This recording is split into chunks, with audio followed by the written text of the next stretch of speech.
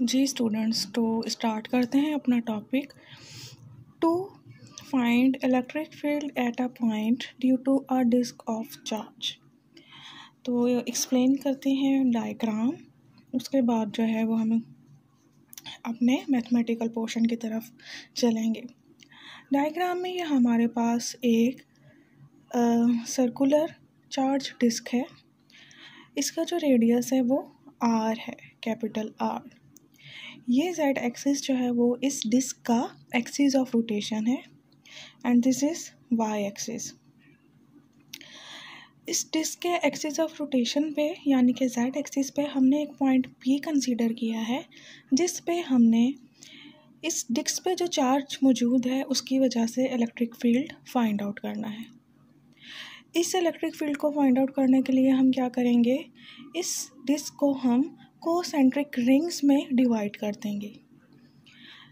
यहाँ पे हमें एक कोसेंट्रिक रिंग जो है वो शो किया गया है, जिसका रेडियस जो है वो ओमेगा है और इसकी विड्थ जो है वो डी ओमेगा है।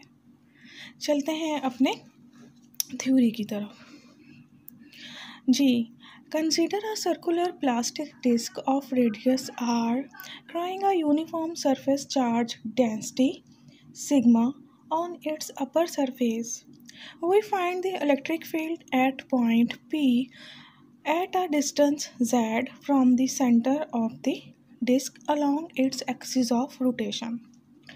इस पॉइंट P का एक्सिस ऑफ रोटेशन के सेंटर से या फिर सर्कुलर जो डिस्क है उसके सेंटर से जो डिस्टेंस है वो z है। अब क्या करना है, divide the disc into concentric rings and then calculate the electric field by adding up the contributions of the various rings.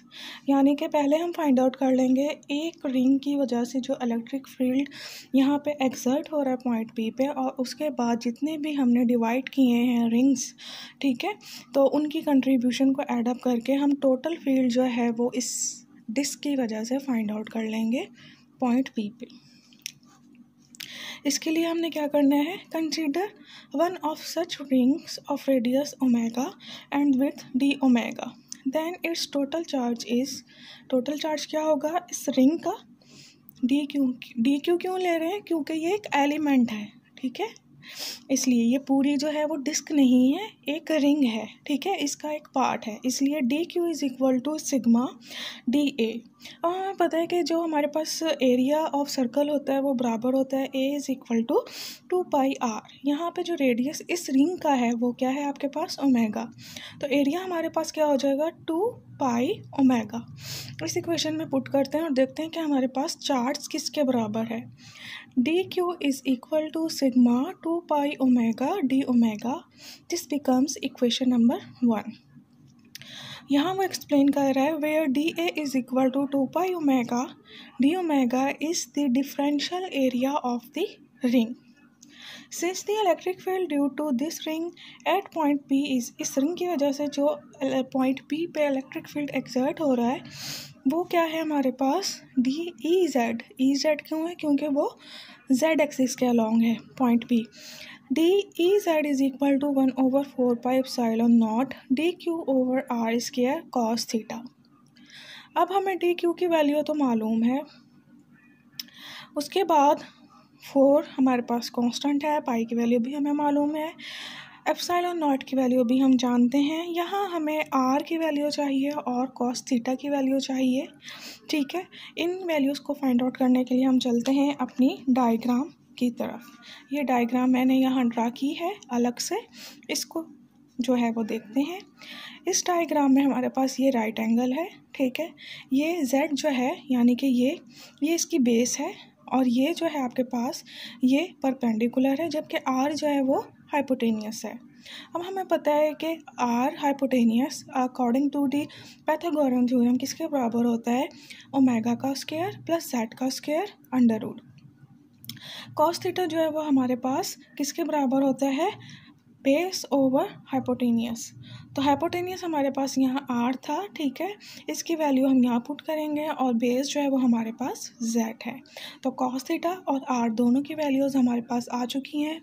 जब के डी क्यू की वैल्यू हम इक्वेशन नंबर 1 से लेंगे और हमारे पास जो इलेक्ट्रिक फील्ड है due to this ring at point P, उसकी वैल्यू आ जाएगी D E Z is equal to 1/4 epsilon naught sigma 2 pi omega D omega Z over Z square plus omega square और under root Z square plus omega square.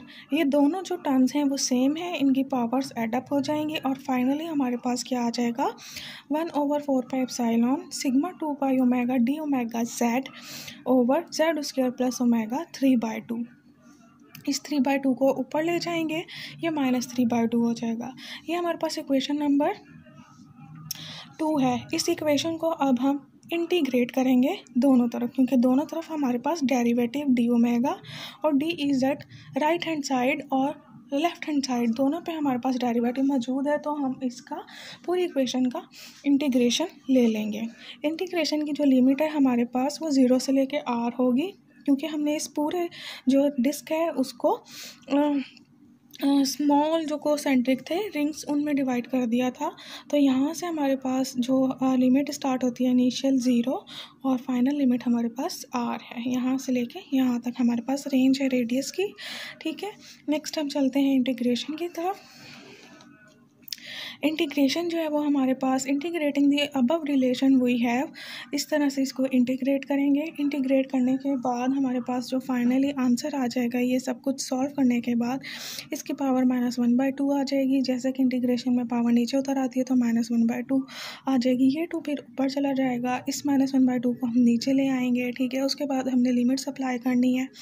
Limits apply करने के लिए पहले हम are apply करेंगे तो ये हमारे पास इक्वेशन हो जाएगी -2 under root Z square minus नहीं प्लस आएगा यहाँ पे प्लस आर स्क्वायर और फिर -0 पुट करेंगे तो ओमेगा जो है हमारे पास क्या हो जाएगा 0 हो जाएगा। तो हमारे पास इक्वेशन हो जाएगी -2 over under root Z square, ठीक है। तो फाइनलाइज करने के बाद सिंप्लीफाई करने के बाद हमारे पास जो आंसर आएगा वो हमारे पास आएगा E Z is equal to sigma Z over 4 pi epsilon 2 over Z -2 over under root Z square plus R square. हमने जो वैल्यूज पुट की थी, लिमिट्स पुट की थी, वो ओमेगा की जगह पे पुट की थी, ओमेगा को पुट किया था। अच्छा जी, अब नेक्स्ट हमने क्या करना है, यहाँ हम देखते हैं कि हमारे पास जो फर्स्ट टर्म है वो 2 ओवर जेड है और हम इसको बाहर कॉमन लेना चाहते हैं। तो हम दूसरे टर्म को जेड से मल्टीप्लाई भी कर देंगे और डिवाइड भी कर देंगे, क्योंकि यहाँ पे एक जेड की जो है वो कमी है। तो इस तरह से हम इसको अपनी जो है वो डिज़ायर इक्वेशन बना लेंगे, ठीक है। हमारी डिज़ायर इक्वेशन इस फॉर्म में आ जाएगी। अब दोनों टर्म्स में हमारे पास 2 ओवर जेड जो है वो कॉमन है, इसको बाहर निकाल लेंगे तो हमारे पास ये इक्वेशन आ जाएगी 2 over Z 1 -2 Z over under root Z square plus R square, ठीक है बेटा। तो इस ये 2 जो है ये यहाँ इधर 4 से कैंसिल होगा और जेड से कैंसिल हो जाएगा और फाइनली हमारे पास इक्वेशन नंबर 3 जो है वो क्या होगी, which is the relation for electric field at point P due to the charge disc. अब हम इसमें फर्दर जो है मैं इसको एक्सप्लेन करती हूँ कि हमारे पास क्या क्या है। सिग्मा जो है वो सरफेस चार्ज डेंसिटी है, जो कि डिस्क की जो है वो सरफेस चार्ज डेंसिटी 2 कांस्टेंट है।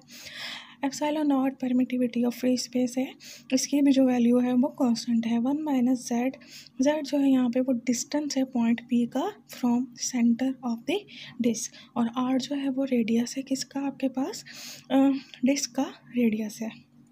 अगर हम क्या करते हैं कि r is very very greater than z, ठीक है, तो फिर क्या करते हैं हम z को इक्वेशन नंबर 3 में क्या पुट करते हैं 0 पुट करते हैं। 0 पुट करने की वजह से क्या होगा, ये टर्म जो है वो 0 हो जाएगी और फाइनली हमारे पास जो इलेक्ट्रिक फील्ड आएगा E z is equal to sigma over 2 pi epsilon.